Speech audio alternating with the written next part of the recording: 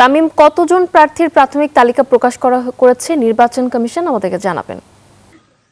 ধন্যবাদ নাফিসা, আপনি যেমনটি বলছিলেন দীর্ঘ ৩৫ বছর পর চট্টগ্রাম বিশ্ববিদ্যালয় কেন্দ্রীয় ছাত্র সংসদ নির্বাচন অনুষ্ঠিত হচ্ছে। গত বৃহস্পতিবার মনোনয়ন ফরম জমাদান সম্পন্ন হয়। আমরা দেখি যে ১১৬২ জন শিক্ষার্থীর মধ্যে ৯৩১ জন শিক্ষার্থী মনোনয়নপত্র জমা দেন। আজ প্রাথমিক প্রার্থী তালিকা প্রকাশ করা থাকলেও আমরা দেখি যে গতকাল রাতে প্রার্থী তালিকা প্রকাশ করা হয়। এর মধ্যে দেখি আমরা যে ৯৩১ জনের মধ্যে ১৯ জনের প্রার্থী তালিকা বাতিল করা হয়েছে।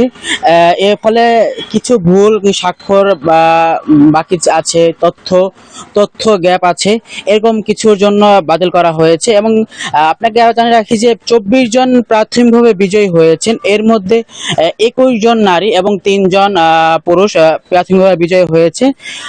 আপনাকে আরো জানিয়ে রাখি যে একটি হলে ১৪টি আসনের মধ্যে ১১ জনই বিনা প্রতিদ্বন্দ্বিতায় জয়ী হয়েছেন, এমন জানিয়েছেন আমাদেরকে।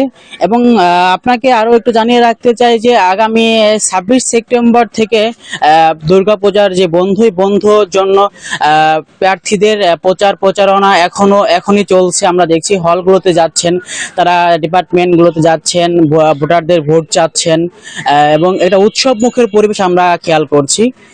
এবং আগামী ২৩ তারিখে খসড়া প্রার্থী তালিকা প্রকাশ করা হবে এবং আগামী ২৫ তারিখে চূড়ান্ত প্রার্থী তালিকা প্রকাশ করা হবে।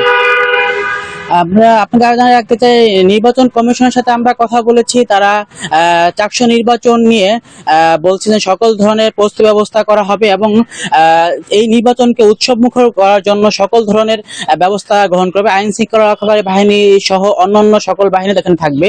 আগামী ১২ই অক্টোবর অনুষ্ঠিত হবে চাকসু নির্বাচন। নাফিসা, ধন্যবাদ। তামিম, বান্ডেল থাকলে প্রতি সেনমানিতে টাকা বাঁচবে। বিকাশ সেনমানি বান্ডেল কিনে জিতুন প্রতি লেনদেনে।